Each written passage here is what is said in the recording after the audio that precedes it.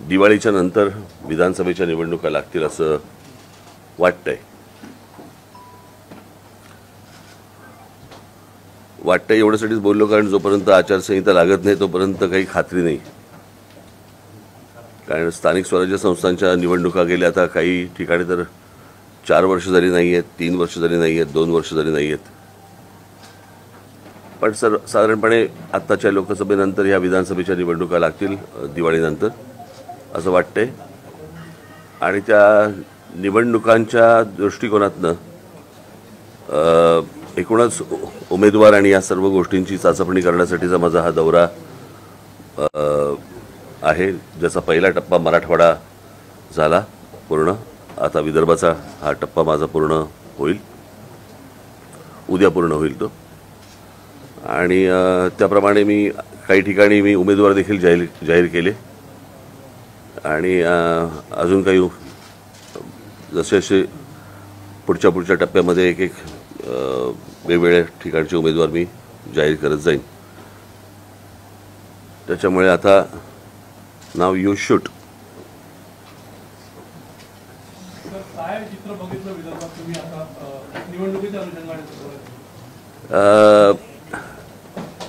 खरं सांगायचं म्हणजे मी अशा प्रकारची महाराष्ट्राची परिस्थिती आजपर्यंत कधी पाहिली नव्हती.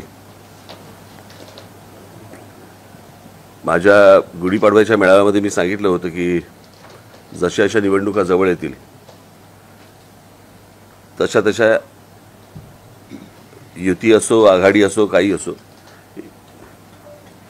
आम्ही त्यात येत नाही. पण त्यांच्याकडे इतक्या हाणामाऱ्या सुरू होतील तिकीट वाटपावरनं की ते सगळे पक्ष बेजार होतील.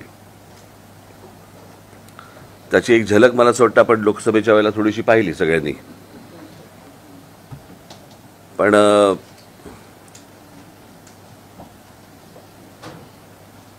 प्रत्येकालाच निवडणुकीला उभं राहायचंय असं एकूण चित्र त्यांच्याकडे दिसतंय. आणि आमच्यासाठी म्हणाल तर वातावरण खूप पोषक आहे.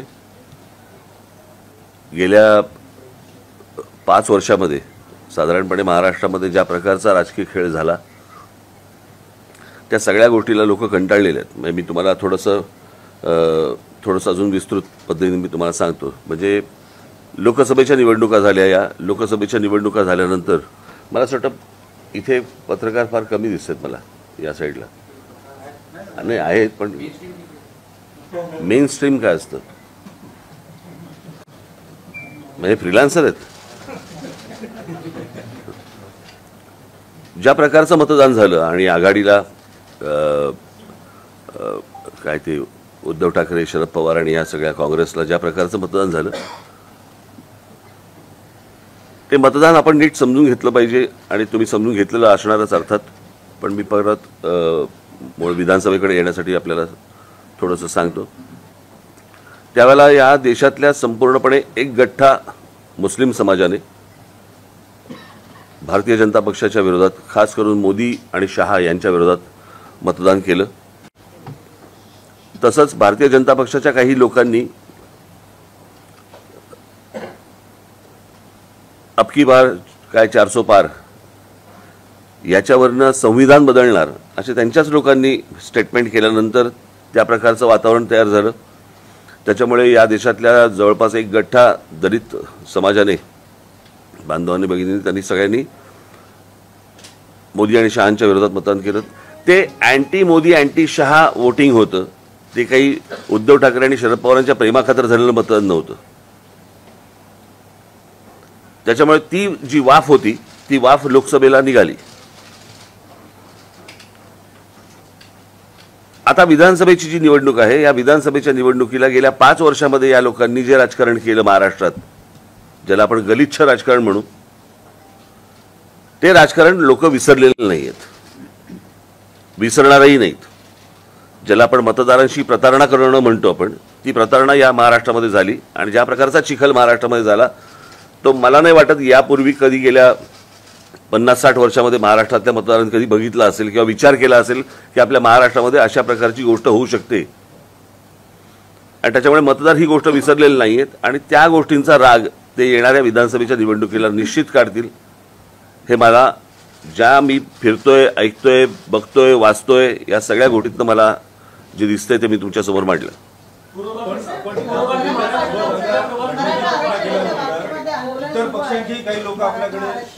मला माहिती तुम्हाला काय पाहिजे. हां, आपण नंतर येऊ त्याच्यावर. निश्चित जातीयवाद.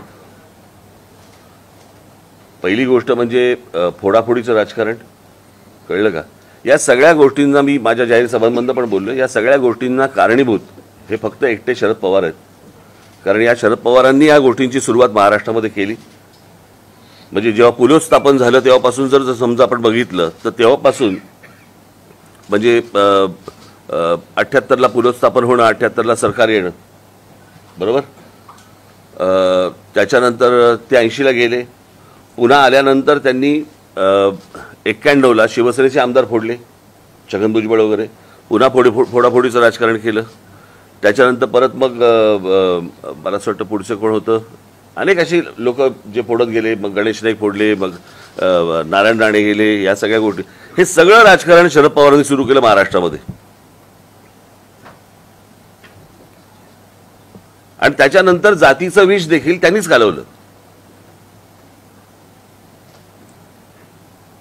म्हणजे 99 साली ज्यावेळेला राष्ट्रवादी काँग्रेसचा ज्यावेळेला जन्म झाला, त्या जन्मानंतर जर समजा तुम्ही महाराष्ट्र बघा आणि त्याच्या अगोदरचा महाराष्ट्र बघा तुम्ही, कधी महापुरुषांची विभागणी कधी जातींमध्ये झाली नव्हती. कधी आमच्या संतांची विभागणी कधी आडनावांनी कधी ओळखली जात नव्हती. जातीमध्ये बघितलं जात नव्हतं. संत आपल्याकडे संत म्हणूनच बघितलं जायचं. या सगळ्या गोष्टी ज्या सुरू झाल्या ह्या राष्ट्रवादी काँग्रेसच्या जन्मानंतर सुरू झाल्या. आणि असा महाराष्ट्र हा याच्या अगोदर कधीच नव्हता. त्याच्यामुळे हे जे जातीचं जे विष पसरवलं गेलं, हे मला असं वाटतं 99 सालापासून महाराष्ट्रामध्ये सुरुवात झाली या गोष्टींची. कसं होतं, आता प्रत्येकाला राजकारण करायचं म्हटल्यानंतर हे चालतंय तर नाणं ते चालवून घ्या. पण मला असं वाटतं, मी दरवेळेला सांगत आलो की हे सर्वांनी मिळून बंद केलं पाहिजे. कारण हा विषय फक्त काय राजकारण विधानसभा लोकसभेपुरता नाही, हा घराघरात शिरलेला विषय. म्हणजे मध्यंतरी आपल्याच मार्फत मी कुठची एक क्लिप बघितली ज्याच्यामध्ये लहान लहान मुली सांगत होत्या की आम्ही काय ओबीसी समाजातले आहोत आणि मराठा समाजातल्या मुली आता आमच्या मैत्रिणी आमच्याशी बोलत नाहीत किंवा आम्ही त्यांच्याशी बोलत नाही, आम्ही घरी जाणं सोडून दिलं. हे असलं घाणेरडं वातावरण कधी महाराष्ट्रात नव्हतं. हे सगळं सुरू झालं तेव्हापासून.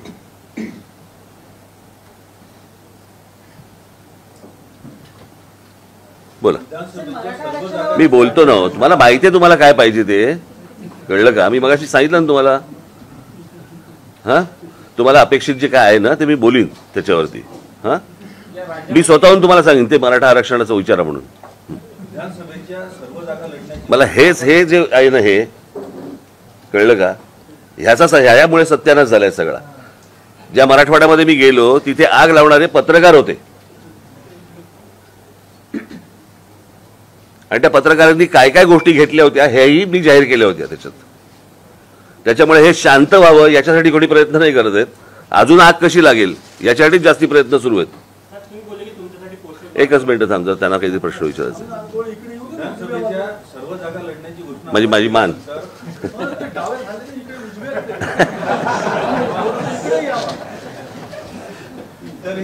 तर काही पक्षांचे लोक आपल्याकडून लढण्यास उत्सुक आहेत का? आपल्याकडे अप्रोच झाले का? दुसरं, उद्धव ठाकरे, आदित्य ठाकरे यांच्या विरोधातही आपण उमेदवार देणार आहात? हे बघा, मी निवडणूक लढवणार आहे आणि मागच्या वेळेला एक वेळा ही गोष्ट जी केली त्या मतदारसंघामध्ये साधारणपणे आमची 37 ते 38 हजार मतं आहेत. कळलं का? एकदा ही गोष्ट झाली, वारंवार कशी होईल? तुम्हाला हा प्रश्न विचारायचा होता? मगापासून हा प्रश्न विचारायचा होता. दुसरा त्याला जोडून एक होता, नागपुरात आपण सगळ्या मतदारसंघात उमेदवार देणार आहात का? तर देवेंद्र फडणवीसांच्या मतदारसंघात पण देणार आहात का?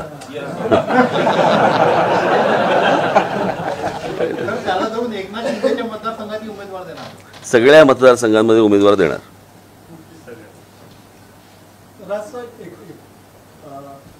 तो एक आव्हान तुम्ही याच्या आधी केलं, आता दरवेळेस अतिशय पोटतिडकीने आव्हान करताय की माझ्या हाती सत्ता द्या, महाराष्ट्र सुखासारखं सरळ करेल. यापूर्वी पण तुम्ही हे आव्हान केलेलं आहे, पण तरी देखील तुमच्या हाती सत्ता देत नाही लोक. तर याच्यावरच्या कारणांचा काय? देतील ना. मला असं वाटतं 52 सालापासून भारतीय जनता पक्ष पण हेच बोलतोय. जेव्हा जनसंघ होता ना तेव्हापासून ते पण हेच सांगत होते. 2014ला आली हातात सत्ता. वेळ लागतो.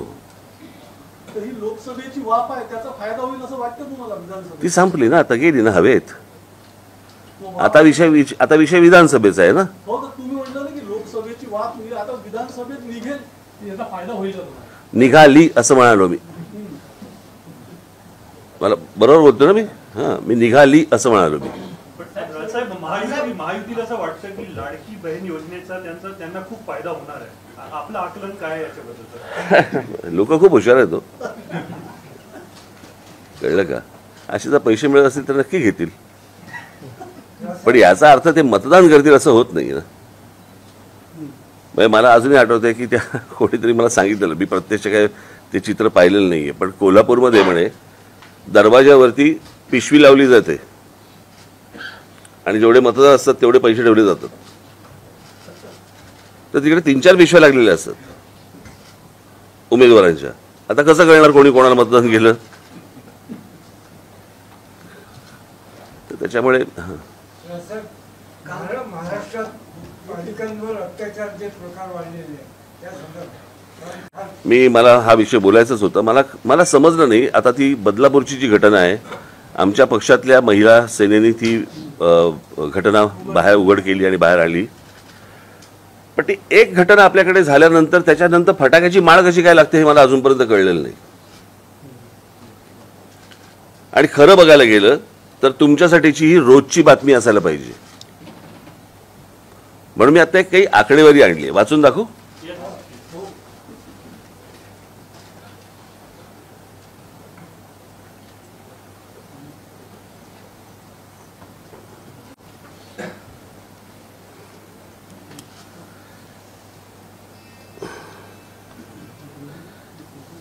ही माहिती आहे नॅशनल क्राईम रेकॉर्ड्स ब्युरोची. ओके. गेल्या काही वर्षात शासनाने अनेक योजनांच्या घोषणा करूनही त्यासाठी कोट्यवधी रुपये खर्च करूनही महिलांवरच्या अत्याचारामध्ये सातत्याने वाढ होते आहे. देशात मी हे तुम्हाला सांगतो. आता हे 26 तारीख, काय 26 तारीख ना, आता भारत बंद करणार होते ना.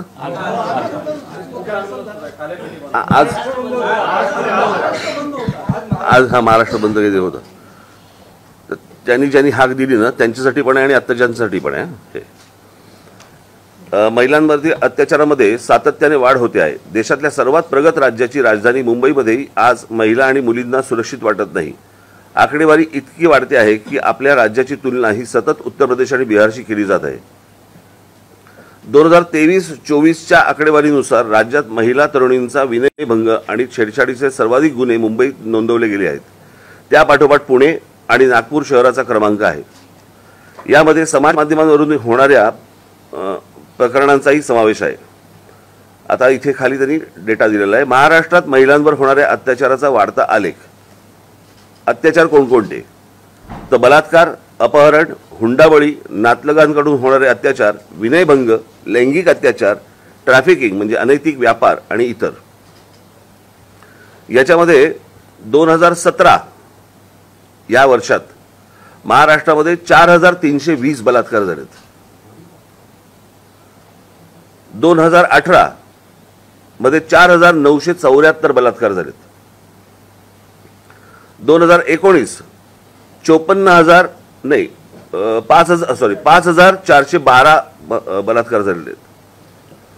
2020 हे कधी लागलं आपल्याकडे लॉकडाऊन? मार्च 20. 2020 मध्ये 4846 बलात्कार आहेत. 2021 5954, 2022 7084 आणि 2023 7521. एवढी बलात्काराची प्रकरणांची नोंद पोलीस स्टेशनला आहे.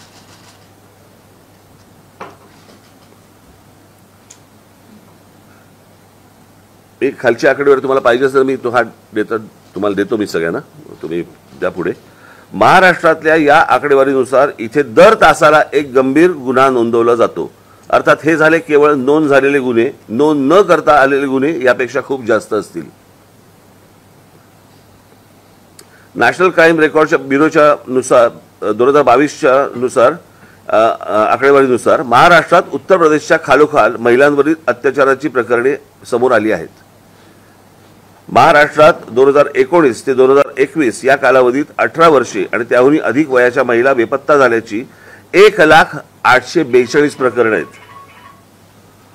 शहाजी जगताप यांनी ही जनहित याचिका मुंबई हायकोर्टात दाखल केली होती. या याचिकेच्या सुनावणी दरम्यान ही आकडेवारी समोर आली. बीड आणि सांगली, आता गंमत बघा, बीड आणि सांगली येथील महिला ऊसतोड कामगारांच्या नकळत गर्भाशये काढली जायची अनेक प्रकरणे समोर आली आहेत. कामामध्ये सुट्ट्या पडू नयेत म्हणून त्यांच्या आरोग्याशी असा खेळ सुरू आहे या 2 जिल्ह्यांमध्ये.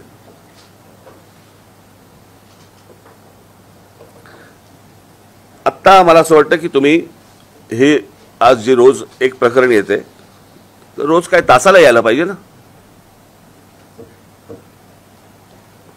म्हणजे महाराष्ट्रामध्ये प्रत्येक पोलीस स्टेशनला किती अशा प्रकारचे गुन्हे दाखल होत आहेत.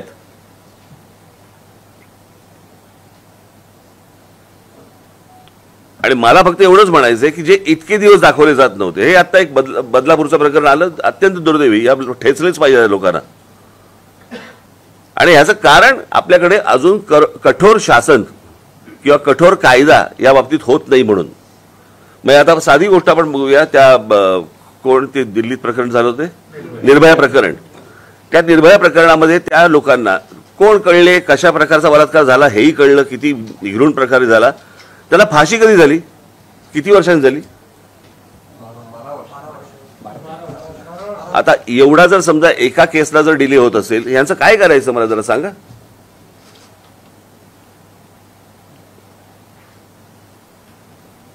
प्रश्न असा आहे ना की ह्या सगळ्या गोष्टी जे आज बंद पुकारला होता ना ज्यांनी, त्यांच्याही काळात आहेत, बरोबर की नाही, आणि आजही आहेत. माझं फक्त एवढंच म्हणणे, आता जे रोजच्या रोज वर्तमानपत्रामध्ये जे सुरू आहे, आज इथे झाला, आज इथे झाला, आज इथे झाला, काही राजकारण आहे का त्याच्या मागे, येणाऱ्या निवडणुका आहेत का त्याच्या मागे, आपल्याला विषय काय संपवायचा आहे, ही गोष्ट होता कामा नये महाराष्ट्रामध्ये. हा विषय आपला महत्वाचा आहे ना. निवडणुका आल्या, आता सरकारला बदनाम करा या दृष्टिकोनात, मग ह्यांच्याही सरकारच्या काळामध्ये होतच की. लॉकडाऊनच्या काळामध्ये उद्धव ठाकरेंचं सरकार होतं, त्याही काळामधला आकडा तुम्ही तुम्हाला दिला, त्याचं काय करणार. अर्थात ते आताच बंद असल्यामुळे त्यांनी बाहेर बंद टाकला नाही. यावर अंकुश लावणे आणि काय सुचवलं? काही सरकारला कायदा करायला लागेल त्याबद्दलचा. कायदा जो होता तो अजूनपर्यंत म्हणजे पुढे यायला आला नाहीये.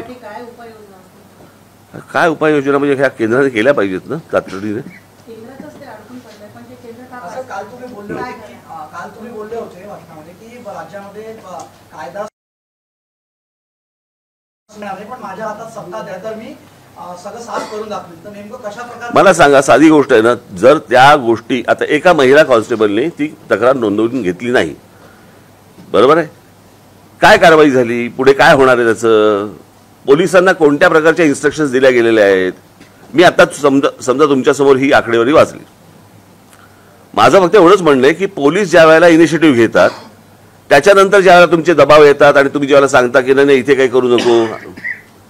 आता उदाहरणार्थ आता तुमच्या विषयात येतो, हवं असेल तुम्हाला ते मराठा आरक्षण.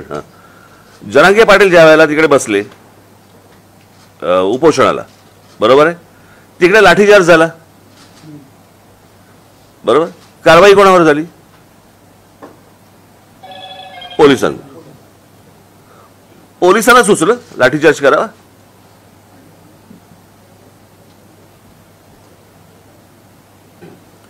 पोलीस म्हणतात बरोबर देत, आम्ही इनिशिएटिव्ह घेतल्यावर जर समजा आमच्या चांगलं येणार असेल प्रकरण एखादी गोष्ट केल्यानंतर पोलिसांनी ज्यावेळेला एखादी गोष्ट केली बाबा तिथे, तर त्याच्यानंतर ते सरकार त्यांच्या मागे खंबीरपणे उभं राहिलं पाहिजे. मी तुम्हाला एक उदाहरण म्हणून सांगतो, थोडा वेळ आहे ना तुम्हाला? मी एकदा लंडनला गेलो असताना मी विमानतळावरती लँड झालो आणि माझ्या मोबाईलवरती सतत माझ्या पत्नीचे मेसेज यायला लागले, कॉल मी अर्जंट, कॉल मी अर्जंट. मला कळलं नाही. लँड झाल्यावरती मला कळलं तिथे, आणि पायलटने अनाऊन्समेंट केली की नुकताच काही तासांपूर्वी लंडनमध्ये बॉम्ब ब्लास्ट झालेत. तो बसचा झाला होता माहिती तुम्हाला? बसमध्ये ब्लास्ट झाला होता आणि टनेल काही त्यांच्या ट्यूबमध्ये झाला होता. ते करताना पोलिसांचं यंत्रणा सुरू झाली तिकडे आणि त्यांनी सर्च सुरू केला. त्याच्यात एक निरपराध माणूस पोलिसांकडनं चुकून मारला गेला. त्याच्यावरती पोलिसांकडनं फक्त एवढीच रिॲक्शन होती, सॉरी. पुढे काही नाही झालं, त्याचं राजकारण नाही झालं पुढे. एखादी गोष्ट त्यांच्याकडनं घडू शकते, पण ज्यावेळेला तुम्ही त्यांना फ्री हँड, सगळ्या गोष्टी माहिती असतात त्यांना, प्रत्येक गोष्ट माहिती असते. म्हणजे इथे आजपर्यंत महाराष्ट्रामध्ये काय किंवा देशामध्ये जो कोणी गृहमंत्री आलाय त्याला शून्य माहिती असते कुठे काय चाललंय आणि कुठे काय होतंय ते. पण पोलिसांना या सगळ्या गोष्टी माहिती असतात. सरकारने इनिशिएटिव्ह घेऊन जर समजा त्यांना पुढे सांगितलं की करा, म्हणजे तुम्ही जे मगाशी म्हटलात ना माझ्या बाबतीत, करा सांगितलं, साफ करून ठेवतील सगळं. इतकी म्हणजे मुंबई महाराष्ट्र पोलिसांमध्ये ताकद आहे. आपण त्यांना जर समजा त्यांच्या पायात बेड्या घातल्या आणि सांगितलं की आता धावा म्हणून, कसे धावतील? सध्याच्या सरकारमध्ये ते होत आहे. सध्या कशाला पाहिजे? गेल्या सगळ्याच सरकारांमध्ये झालं ना ते.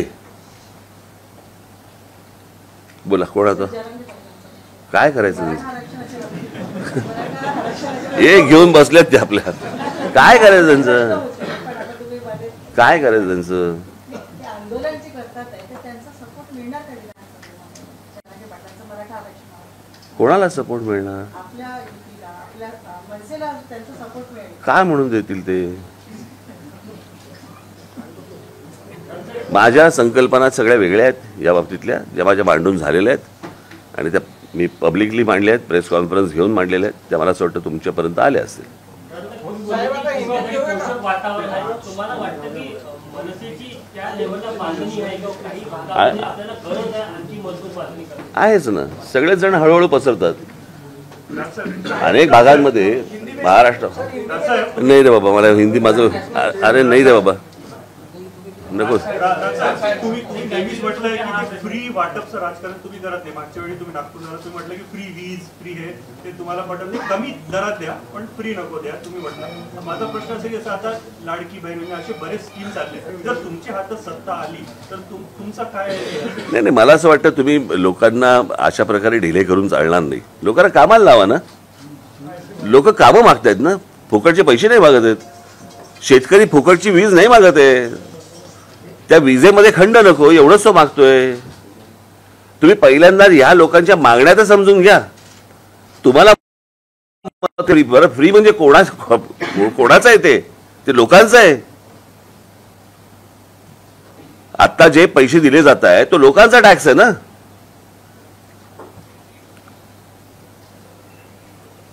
असं कसं करून चालेल तुम्हाला? मी त्या दिवशी म्हटलं ना की महाराष्ट्रामध्ये असंख्य जॉब्स आहेत, महाराष्ट्राच्या शहरांमध्ये आहेत असंख्य जॉब्स आहेत. महाराष्ट्रातली पोरं करू इच्छितात, त्यांच्यापर्यंत पोहोचत नाही. बाहेरच्या राज्यात कळतं की आमच्याकडे टॅक्सी आणि रिक्षांची परवाने दिली जात आहेत आणि महाराष्ट्रात कळत नाही. ही कुठची पद्धत? फायनान्शियली धोकादायक आहे महाराष्ट्रासाठी. म्हणजे ते कोणाहीसाठी धोकादायक आहे ते. लाडकी बहीण जी आली ते मध्य प्रदेशचं मॉडेल डोळ्यात पुढे ठेवून आली आहे. तिथे यश मिळालं तर त्या धर्तीवर इथे पण मिळेल असं ठाकरे केलं जात आहे. नाही, बघा त्या सगळ्या गोष्टींचं त्याला एकच कारण नसतं. मध्य प्रदेशामध्ये यश मिळालं काय फक्त त्या लाडक्या बहिणी योजनेमुळे नसेल मिळालं, त्याला अनेक कारणं असतील, अनेक विविध कारणं असतील त्याला, ती पण तपासली पाहिजेत ना. ते सगळं यश आणायचं आणि एका योजनेवर टाकायचं असं थोडी असतं. हे तुम्ही जे म्हणलं की आता लहान मुलांमध्ये तुमचं विचारून झालंय तर एकदा. महाराष्ट्रामध्ये युती शासन गेल्यानंतर विलासराव देशमुख ज्यावेळेस पहिल्यांदा मुख्यमंत्री झाले होते त्या निवडणुकीच्या आधी त्यांनी मोफत विजेचं खिरापत वाटली होती आणि त्याचा परिणाम असा झाला की महाराष्ट्र जवळपास 7 ते 8 वर्ष लॉकडाऊनच्या लोड शेडिंगच्या याच्यात गुरफटला होता. आता ही जे 1500 रुपये लाडके नाही, पण मला असं वाटतंय की आता हा पहिला महिना जाईल, कळलं का? दुसरा महिना एखादा कदाचित जाईल. पैसे कुठे सरकारकडे? त्याच्यामध्ये अजितदादांनी पण सांगितलं नाही का, निवडून दिला तरच पुढच्या. तसं होणार नाही. ते किती तुम्ही पैसे सरकारकडे पैसे पाहिजेत ना. पण ते तर म्हणाले सही करून निघालो चेकवर. कशावरती? पहिल्या हप्त्याची असेल.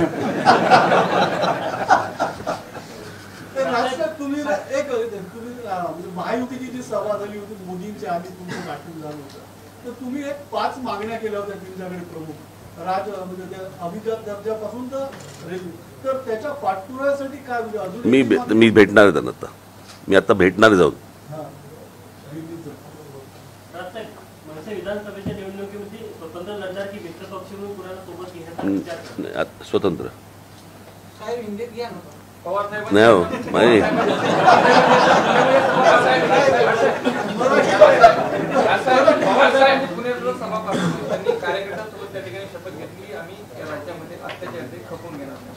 कशाचे? या राज्यामध्ये अत्याचार खपून घेणार नाही अशी कार्यकर्त्यांसोबत त्यांनी शपथ घेतली. अत्याचार? कसले अत्याचार? तुमच्या हातात ज्यावेळेला सरकार येतात त्यावेळेला ह्या गोष्टी करा ना. असल्या शब्दा कसल्या घेत आहे?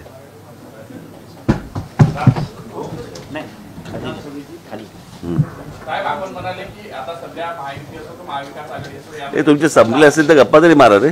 प्रश्न हां चिखल झालाय म्हटलं, पण या चिखलातून बाहेर पडून जर काही उमेदवार आले ते आपल्या पक्षाकडे आले तर आपण त्यांना संधी देणार आहात? इच्छा आहे? नाही, माझी नाही.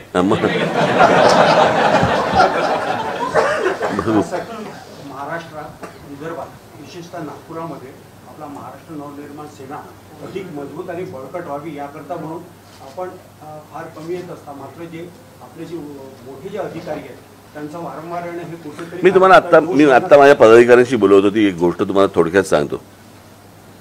साधारणपणे 1925 साली RSSची स्थापना झाली, बरोबर? 52 साली जनसंघ स्थापन झाला. परंतु या विदर्भामध्ये किंवा बाकी महाराष्ट्रामध्ये अख्ख्या काँग्रेस एक काँग्रेसच होती ना. नागपुरात हेडक्वार्टर आहे. त्या नागपुरामध्ये भारतीय जनता पक्षाला जम बसवायला किती वर्ष गेली हो? तुम्ही कधीतरी राजकीय पक्षांचं अनालिसिस करून माझ्याशी बोलणार आहात की नाही बोलणार आहात? तुम्ही वारंवार यावं अशी इच्छा आहे हा? तुम्ही वारंवार यावं, भेटत राहावं अशी इच्छा आहे. मग मला हे प्रश्न विचारू नका ना फालतू. त्याला काय अर्थ नाही ना. मी येत जाईन, भेटत जाईन, आपण खायला जाऊ, बाहेर जेवायला जाऊ. कालच मी वडापाव खाल्ला ना. कालच खाल्लाय. हा, नागपुरातील लोकांना महाराष्ट्र नवनिर्माण सेनेतर्फे खूप अपेक्षा आहे इतर पक्षांच्या तुलनेत. आणि त्यांना करा मतदान. माझ्याकडे फक्त अपेक्षा ठेवा. जेव्हा तुम्ही तिकीटचं वाटप करणार काय तुम्ही मनात असं ठरलं की महिलांना आपण तिकीट द्यावं असं तुमचा काही असं आहे का? नाही, असं काही नाहीये. असं काही नाहीये. पण महिलांना जास्तीत जास्त जागा जिथे जिथे असेल ना, निवडून येण्यासारखं असेल तिकडे ह्या निश्चित गोष्टी करू. म्हणजे त्याचा काय प्रश्नच येतो. हां, 288 ज्या सीट्स आहेत विधानसभेच्या सगळं सुरू आहे अभ्यास त्याच्यापैकी किती सीट्स तुम्ही लढणार? आणि बघा मी तुम्हाला सांगतो 2009 साली आम्ही जवळपास 230 ते 240 जागा आम्ही लढवल्या होत्या. आणि 2009ला साधारणपणे यावेळेलाही आम्ही साधारणपणे 250 च्या आसपास आम्ही जागा लढवू. 200 सव्वा 200च्या आसपास. तुम्ही असं म्हणाले की काही ठिकाणी तुम्हाला स्ट्रेंथ जाणवतात आहे, तर अशा किती जागा असतील की जिथे तुम्हाला म्हणजे यू आर फुल कॉन्फिडंट? आत्ताच सांगू? सगळ्यांसमोर पेपर उघडा करू आता? असं थोडी राजकारण असतं.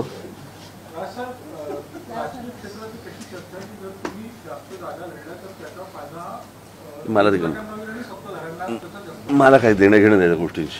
मला माझ्या पक्षाशी देणं घेणं. जास्त एक मान्याचं करतो की वाईट मारून नका घेऊ देता म्हणून तुम्ही त्याच प्रश्नाला आले. तुमच्यासाठी क्राऊड खूप असतो आणि क्राऊड तुम्हाला खूप चाहतो पण म्हणजे राजावरची प्रेस असेल किंवा तुमची सभा असेल, परंतु आपल्या सीट्स निवडून न येण्याच्या मागचं मी पुन्हा तेच सांगितलं ना, राजकीय पक्षांचा एकदा अभ्यास करा आणि अभ्यास केल्यानंतर आपण माझ्याशी बोला. अटलजींच्या भाषणाला आणि बाळासाहेबांच्या भाषणाला देखील प्रचंड गर्दी व्हायची, त्यांच्या सीट नाही यायच्या. त्याला एक काळ जावा लागतो, त्याला एक वेळ जावा लागतो, कळलं का? कुठचंही वर्तमानपत्र आणि कुठचंही चॅनल पण असंच गंमत म्हणून उभं राहत नसतं. तुम्ही युट्यूबवाले आहात का? कारण युट्यूब उभं राहायला किती काळ गेला जरा एकदा तपासून घ्या. तुमचा जो राजकारण थोडा अग्रेसिव्ह स्टाईल आहे, तुम्ही जे तुमच्या मनाचं तुम्ही बोलता, पण तुमचे जे सहकारी आहे आणि न्यू जनरेशन आहे तुम्हाला कधी सांगतात का की थोडा डिप्लोमॅटिक आता हवं? हो, मला सांगतात. हो, जास्ती खरं बोलू नका. अमित सांगतात की म्हणजे ते नाही, अमित नाही, बाकीचे सगळे सांगतात. पण तुम्ही चेंज होणार का फक्त? नाही, आता काय असतं, सुधारायचं एक वय निघून जातं आणि बिघडायचं एक वय निघून जातं. याला जोडून एक क्वेश्चन आहे. युथ बद्दल आपण बोलतात की सजेशन्स मिळतं युथकडून, मग पार्टीमध्ये जेव्हा इलेक्शन्स येतात किंवा काही, तेव्हा युथला चान्सेस का मिळत नाहीत? कारण एक एक्झाम्पल, युथचा अर्थ सांगा मला. युथ म्हणजे युवा पिढी आहे किंवा मग हे कोण आहे बाहेर जे आहेत ते? म्हातारे आहेत? अदरवाईज पण आपण बघतो काँग्रेसमध्ये सुद्धा आपण बघितलं की युवांचा पक्ष म्हणून काँग्रेसला संबोधलं जातं, पण असं काही दिसत नाही. तिथे पण अबाव 50 सगळे आहेत, तिथे पण आम्हाला असंच काही दिसतं. युवा गुड लुकिंग असं म्हणायचं तुम्हाला? एज्युकेटेड लोकांना चान्सेस मिळायला पाहिजे, सो दॅट जेवढे केसेस किंवा काही जे काही होते, बलात्कार, रेप आणि खूप काही गोष्टी आहेत, त्यांच्यामध्ये काहीतरी चेंजेस येणार, लॉमध्ये काहीतरी चेंजेस. माझी तर इच्छा आहे माझी, आता नागपूरसारख्या शहरामधनं अनेक तरुण माझ्याबरोबर यावेत, माझ्याबरोबर त्यांनी सहकारी म्हणून माझ्याबरोबर कधी काम करावं अशी माझी इच्छा आहे. आणि तुमच्यापैकी अनेकांना जर इच्छा असेल तर आपण यावं. कॅन्डिडेट्स आपण देणार आहे,